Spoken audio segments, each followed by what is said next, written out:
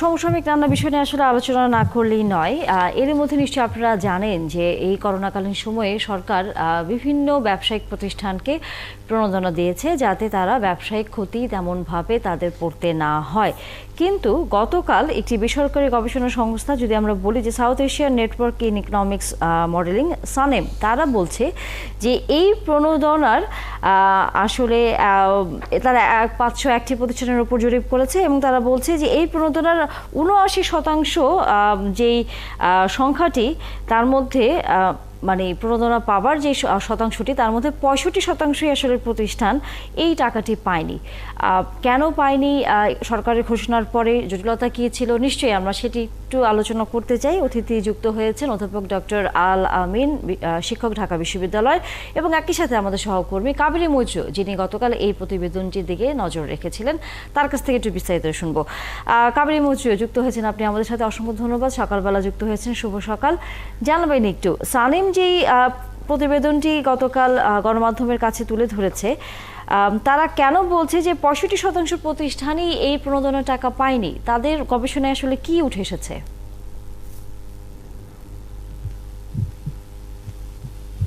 যে জরিপ, সেটি হচ্ছে গত বছর এপ্রিল থেকে শুরু করে আজকে অবধি যদি বলা যায়, বিশেষ করে জুলাই পর্যন্ত আসলে এটি পঞ্চম ধাপের জরিপ, যেখানে সানেম গতকালকে দেশের 8টি বিভাগের 37টি জেলার ব্যবসা প্রতিষ্ঠানদের তুলে তাদের হালচাল, ব্যবসা কেমন চলছে সেটি নিয়ে মূলত কিন্তু জরিপ করে সেটি গণমাধ্যমে প্রকাশ করেছে। এবং সেখানে আমরা দেখছিলাম যে এই যে প্রণোদনার প্যাকেজ ব্যবসায়ীরা পেল, সেখানে যারা বা পেয়েছে সেখানে কিন্তু বৃহৎ শিল্পের আমরা দেখেছি সবচেয়ে বেশি অংশীদারিত্ব ছিল এবং সবচেয়ে কম ছিল আসলে ক্ষুদ্র এবং মাঝারি শিল্প খাত। এবং যদি বলি যে মধ্যম শিল্প, তারা কিন্তু পেয়েছে বিভিন্ন রকম তদবির করে।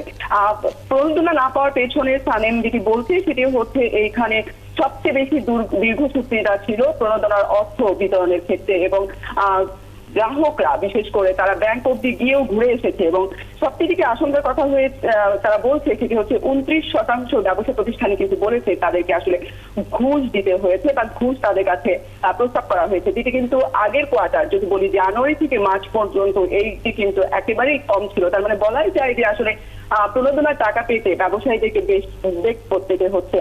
একটু বলতে চাই তানিয়া যে একই সাথে আমরা দেখছিলাম যে 64% ব্যবসায়ী কিন্তু বলছিলেন যে করোনার যে ধাক্কা, তার থেকে সরকার একাধিক যে প্রণোদনা প্যাকেজ ঘোষণা করেছে কিংবা যেসব নীতি সহায়তা দিচ্ছে, তার পরেও কিন্তু অর্থনৈতিক যে পুনরুদ্ধার, সেটির গতি কিন্তু একেবারেই দুর্বল। বিশেষ করে 64% ব্যবসা প্রতিষ্ঠান কিন্তু ঘুরে দাঁড়াতে সেভাবে পারেনি, এবং 27% ব্যবসায়ী কিন্তু মনে করেছেন যে মোটামুটি ভালো মানের পুনরুদ্ধার হয়েছে।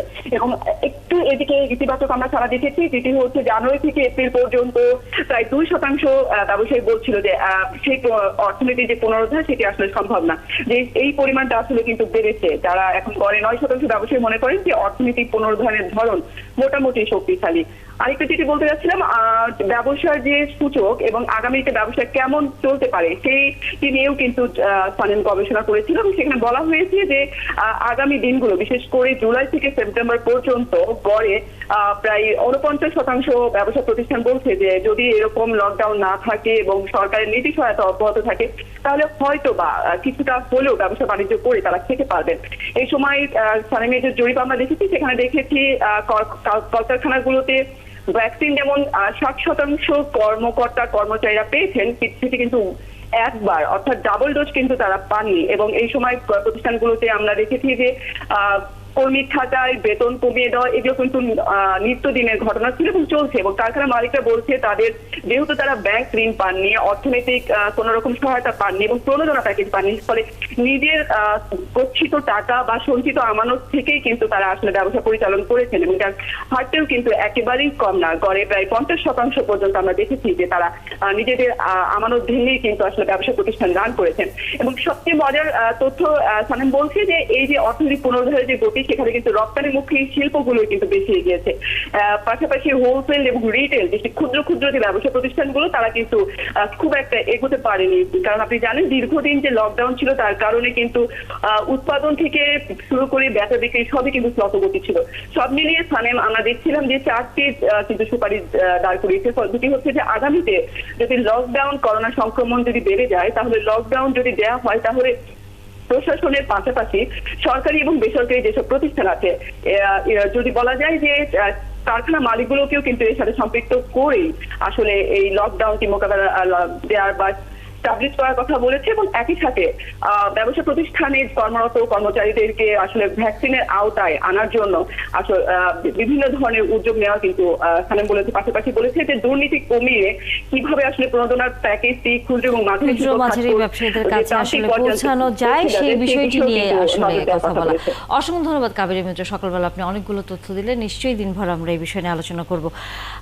অধ্যাপক ডক্টর আল-আমিন, নিশ্চয়ই আপনি শুনছিলেন আমাদের সহকর্মীর কাছ থেকে, যেটি আসলে উল্লেখযোগ্য, বারবারই আমাদের সহকর্মী এবং সানেমও বলছে যে যদি লকডাউন আগামীতে না দেয়া হয় তাহলে হয়তোবা এই ক্ষুদ্র এবং মাঝারি মানের যে ব্যবসায়ীরা যে ক্ষতির মুখে পড়েছেন, যারা প্রণোদনা পাননি, তারা হয়তো ঘুরে দাঁড়াবেন। সেটি একটি বিষয়, সেটি নিয়ে নিশ্চয়ই আমরা আলোচনা করব। কিন্তু সরকারের ঘোষণা দেওয়ার পরও ঘুষ দিয়ে হলেও এই প্রণোদনা টাকা পেতে হয়েছে মাঝারি এবং ক্ষুদ্র ব্যবসায়ীদের। এই বিষয়টি নিয়ে যদি আপনার প্রথমে কোনো মন্তব্য শুনে নেই আমরা। যথেষ্ট সুন্দরভাবে উপস্থাপন করেছে। আমাদের এই যে গবেষণাটা সানেমের যে রেজাল্টটা এসেছে সেটা ছিল কিন্তু আপনার 501টা প্রতিষ্ঠানের উপর, যার মধ্যে 255টা প্রতিষ্ঠান ছিল উৎপাদনমুখী আর 246টা প্রতিষ্ঠান ছিল সেবা খাতের। তো টোটাল 1,24,000 কোটি টাকার একটা প্রণোদনা ছিল। কিন্তু আমরা দেখেছি যে এইখানে যে বিষয়টা নিয়ে কথা এসছে তার মধ্যে প্রথম একটা ছিল যে আপনার এই যে প্রণোদনা প্রাপ্তিতে জটিলতাটা। কারণটা কি, আপনারা জানেন যে আসলে এই যে ব্যাংকগুলোর মাধ্যমে তো এই প্রণোদনা টাকাটা ডিস্ট্রিবিউশন হয়। তো ব্যাংকের যে টাকাগুলো যখন তার ক্লায়েন্টকে দিতে যায়, সেই ক্লায়েন্টের বেশ কিছু ক্রাইটেরিয়া তারা দেখে, তাদের প্রফিটেবিলিটি কেমন আছে, তাদের কর্মসংস্থানের অবস্থান কেমন, তাদের মজুরি কেমন, তাদের ব্যবসায়িক খরচ কেমন, আমদানি রপ্তানির ব্যাপারটা কেমন। এই সার্বিক সূচকে দেখা যাচ্ছে যে তারা দীর্ঘদিন যাবত আমাদের দেশে লকডাউন বা অন্যান্য সমস্যার কারণে তারা সেই জায়গাগুলোতে কিন্তু কমপ্লাই করতে পারে নাই। তাহলে অনেকে কমপ্লাই করতে না পারার কারণে কিন্তু ঘুষের ব্যবস্থাটা আসছে, যে আপনি কমপ্লাই করতে পারেননি একদিকে, অন্যদিকে আপনার টাকার প্রয়োজন। তো বেসরকারি ব্যাংকের মধ্যে যে ডিস্ট্রিবিউশনের দায়িত্বগুলো ছিল তাদের ক্ষেত্রে ঘুষের প্রবণতাটা অনেকটা কম, বাট সরকারি ব্যাংকের যে ডিস্ট্রিবিউশনটার ব্যবস্থা ছিল সেখানে ঘুষের একটা অবস্থা ছিল বলে আমি মানে জানতে পেরেছি। তাহলে আমরা যেটা দেখতে পাচ্ছি যে, বা আমরা যদি বলি যে এর আগের যে 4th স্টেপে দেওয়া হয়েছিল তখন কিন্তু প্রিভিয়াস সময়ের চেয়ে 57% ব্যবসা ঘুরে দাঁড়িয়েছিল এই প্রণোদনার আওতায়, যেটা কিনা বর্তমান রেজাল্টে এসছে 35% নেমে এসছে। তার মানে আমরা যে কথাটা বলতে পারি যে এই সানেমের রেজাল্টটা থেকে যেটা বের হয়ে আসছে যে গ্র্যাজুয়ালি আমরা একদিকে কোম্পানিগুলো তাদের ঋণ প্রাপ্তি বা যে আমরা যে প্রণোদনা পাচ্ছে সেটা পেয়ে সেইভাবে তারা কিন্তু প্রফিটেবিলিটি বাড়াতে পারছে না বলেই কিন্তু তাদের অবস্থা আগের চেয়ে খারাপ হয়েছে। অন্যদিকে প্রাপ্তির ক্ষেত্রে জটিলতা বাড়ছে। তো আমরা যদি সেই প্রাপ্তির জায়গাগুলোতে জটিলতাটা আমরা যদি মানে কমিয়ে আনা যায়, যদি বাংলাদেশ ব্যাংকের যে মনিটরিং, কারণ বাংলাদেশ ব্যাংক যেটা করছে যখন একটা লোন ডিসবার্স করা হচ্ছে যথাসময় বাংলাদেশ ব্যাংক কিন্তু ওই ব্যাংকের কাছ থেকে টাকাটা নিয়ে নিবে ফেরত। কিন্তু যে ব্যক্তিকে লোনটা দেওয়া হচ্ছে বা প্রণোদনা দেওয়া হচ্ছে তারা যদি সঠিক সময় সেটাকে প্রদান করতে না পারে তাহলে সেই ব্যাংক একটা ঝামেলায় পড়ে যাবে বলেই কিন্তু ওরা কি ইচ্ছাকৃত ভাবেও কিন্তু অনেকে তারা রিস্কটা নিতে যাচ্ছে না। কারণ ব্যাংকের ক্ষেত্রে প্রণোদনা টাকাটি আসলে ব্যবসায়ীদের কাছে পৌঁছলো কিনা বা কেমন করে তারা পাচ্ছেন, সময় মতো পাচ্ছেন কিনা, যত টাকা সরকার বরাদ্দ করেছে সেই টাকাটি পাচ্ছেন কিনা, এই বিষয়গুলো আসলে তদারকি করবার দায়িত্ব কার?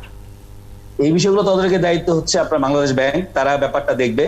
আর যেই ব্যাংকের মাধ্যমে তারা ডিস্ট্রিবিউট করে তারা হচ্ছে সেটার ক্ষেত্রে রিপোর্টটা বাংলাদেশ ব্যাংকে দিবে। কিন্তু তারা যে জিনিসটা করছে, ব্যবসায়িকদের যে ক্রাইটেরিয়া গুলোকে ঋণ প্রাপ্তির ক্ষেত্রে বা প্রণোদনা প্রাপ্তির ক্ষেত্রে দিয়েছে সেই ক্রাইটেরিয়া গুলোকে যদি শিথিল না করা হয়, কারণ এমনিতে বুঝতে পারছেন যে ব্যবসায়িক যদি অবস্থা খারাপ থাকে তাদের প্রফিটেবিলিটির উপর ইম্প্যাক্ট পড়বে, তাদের রিপেমেন্টের উপর ইম্প্যাক্ট পড়বে, তাদের কর্মসংস্থানকে ছাঁটাই করতে হয়েছে, তাদেরকে দেখা যাচ্ছে যে বিক্রয় কমে গেছে, রপ্তানি কমে গেছে। তো সবগুলো ক্রাইটেরিয়া যেগুলোর উপর ভিত্তি করে তাদেরকে আসলে মানে প্রণোদনা পেতে হতো সেই জায়গাটার ক্ষেত্রে হয়তো কিছুটা শিথিল করে দিলে এবং বাংলাদেশ ব্যাংক যদি কঠোর নির্দেশনা দেয় যে যাদের সত্যিকার প্রয়োজন এবং যাদের অবস্থা ফুললি কমপ্লিট আছে without any sort of money বা আমরা ব্রাইব বা যেটা বলি সেই ধরনের কোনো কিছু ছাড়া যাতে সরাসরি তাদেরকে দেওয়া হয়, এরকম কঠোর নির্দেশনা যদি দেওয়া হয় সেই ক্ষেত্রে মনে হয় আমরা কিছুটা আর কি গতিশীলতা পাবে।